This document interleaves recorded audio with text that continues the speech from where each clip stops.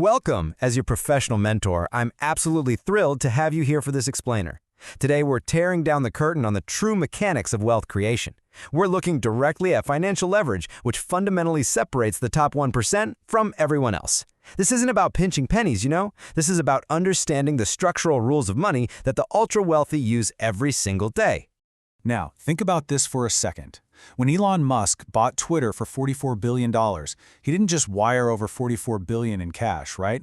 Instead, he went to the banks. He borrowed billions. Why on earth would the richest man in the world need a loan? Well, grasping this requires a massive mental shift. You've got to transition from being a traditional saver to a leveraged investor. It's about understanding a financial law that the middle class is explicitly taught to fear. Okay, let's take a quick look at our mind map for today's explainer. We're going to cover the $44 billion question, the billionaire debt cheat code, how leverage multiplies everything, why you shouldn't bet the empire, and finally, mastering the rules of money. Let's jump right in. All right, Section 1, the $44 billion question. So, as we just mentioned, we really need to examine a financial law that most of the middle class is explicitly taught to fear, and that's debt. We're taught it's bad, right? But the ultra-wealthy see it totally differently. They view it as a tool. Look at Musk's options. If he wanted to buy Twitter, he could have just sold his shares in Tesla. But if you sell stock or any appreciated asset, bam, you trigger massive capital gains taxes. You literally lose a huge chunk of your wealth instantly to the government. But by borrowing against those assets, zero tax. Why? Because the IRS doesn't tax debt. When a bank gives you a loan, that just isn't considered income. Moving right along to Section 2, the billionaire debt cheat code. So how do we actually use this? Here is your exact step-by-step guide to safely using collateral for loans. This is literally how the ultra-wealthy multiply their money without paying income tax. Step 1, you keep your existing assets, like your stocks or real estate. Don't sell them. Step 2, you use those assets as collateral. You're basically telling the bank, hey, if I don't pay you back, you can take my assets. Step 3, the bank provides a loan against that collateral. And finally, step 4, you take that cash and acquire new assets, completely tax-free. Your original stuff keeps growing, and now you have new assets working for you too. It's a real game changer.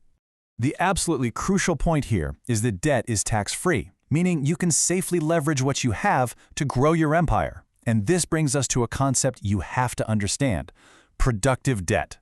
Now, this is distinctly different from destructive personal spending, maxing out a credit card on a vacation or fancy clothes. Productive debt is leveraging your existing assets to acquire new investments without triggering a taxable event. You're taking on debt specifically to buy things that will make you more money. Simple as that. All right, Section 3, how leverage multiplies everything. Now, you absolutely don't need to be a billionaire buying social media companies to make this work. Everyday people can use this exact math for their own wealth-building goals.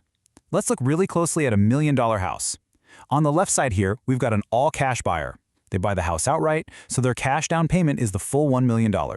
Over 3 years, the market goes up 10%, so they make $100,000 in profit. Pretty good, right? But look at the leverage buyer on the right. They buy the exact same $1 million house, but they only put down $200,000 of their own cash and let the bank loan them the remaining $800,000. The market still goes up 10%. The property value still increases by $100,000. Notice how both buyers made the exact same gross profit. But here is where the magic actually happens. Because that leveraged buyer only invested a fraction of the cost, just $200,000. That exact same $100,000 profit equals a massive 50% return on their cash. The all-cash buyer got a 10% return. The leveraged buyer, 50%. This right here proves exactly why leverage is an absolutely essential tool for rapid capital expansion. Which brings us to a very important Section 4. Don't bet the empire. Now, while the upside is clearly incredible, as your mentor, I've got to hit you with a sobering reality check. Leverage multiplies your losses just as easily as it multiplies your gains. If that real estate market had dropped by 10%, the hit to the leveraged buyer's cash would be severely magnified. It's so tempting to over-leverage yourself when you see those 50% returns, borrowing everything you can to chase huge payouts. But that is exactly how beginners get wiped out. So before taking on any debt, run this quick mental checklist. Number 1, do I have a cash reserve for emergencies? Number 2, will the asset's cash flow cover the loan payments? And number 3, can I survive if the asset loses 20% of its value? Listen to me, don't bet the empire for a pot of gold. Let me share a devastating real-life story to show you what I mean. I know someone who spent 15 agonizing years systematically saving over $700,000 with his wife. We're talking a decade and a half of pure discipline.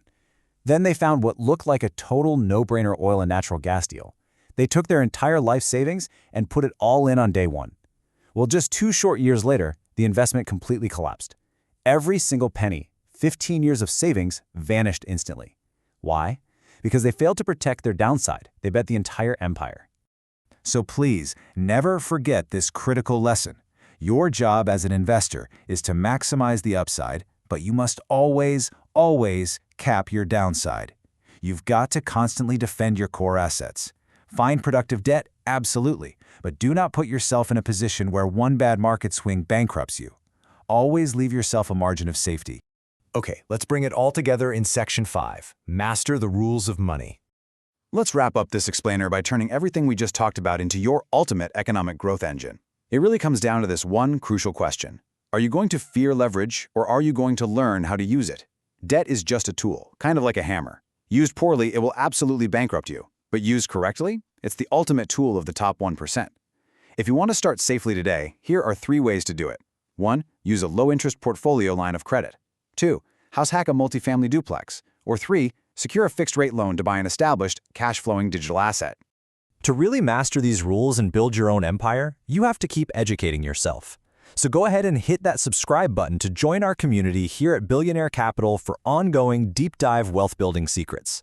And right now, I want you to head down to the comments. Tell me, what is your biggest financial goal, and what is your most pressing question about using debt? I literally can't wait to read your thoughts. Just remember, the banks are leveraging your deposits to build their wealth every single day. Isn't it time you learn to do the same for yourself? Master the rules, build your empire, and I'll see you in the next explainer.